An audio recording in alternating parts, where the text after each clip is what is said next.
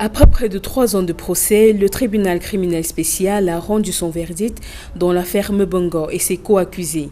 L'ancien ministre délégué à la présidence de la République, chargé de la défense, a écopé de 30 ans d'emprisonnement après avoir été reconnu coupable de détournement de 23 milliards de francs CFA dans le cadre de marchés surfacturés, de corruption, de blanchiment aggravé de capitaux et de prise d'intérêt dans un acte. Son épouse, Dame Bernadette Minlankoulou, n'est pas sortie indemne de ce procès. Elle prend 10 ans de prison pour complicité de détournement de 5 milliards de francs CFA et pour blanchiment de capitaux. Pour les conseils de l'ancien MINDEF, le droit n'a pas été dit. Ils n'ont pas répondu, n'est-ce pas, aux moyens que nous avons convoqués. Tous ces marchés ont été imputés au client Mbongo TTC. Et ça, c'est dans les pièces qui sont dans la procédure. Bon, ils ont choisi de les ignorer, certainement pour répondre, n'est-ce pas, aux instructions.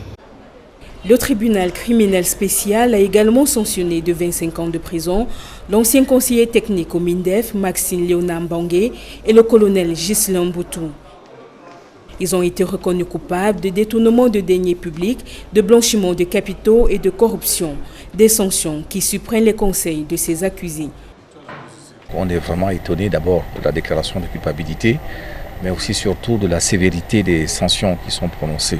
Et on a pu voir les grandes difficultés que le ministère public avait à réussir à établir une accusation cohérente et surtout à prouver les éléments qu'il invoquait.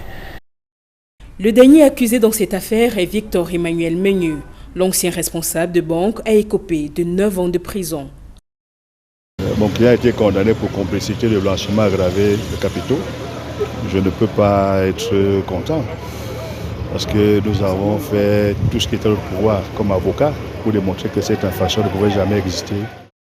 Ces peines d'emprisonnement ont été notamment assorties pour le cas Edgar Mbongo de confiscation d'une partie de son patrimoine, dont 53 immeubles et 11 comptes bancaires courants. Les accusés se sont déjà pourvus en cassation auprès de la Cour suprême.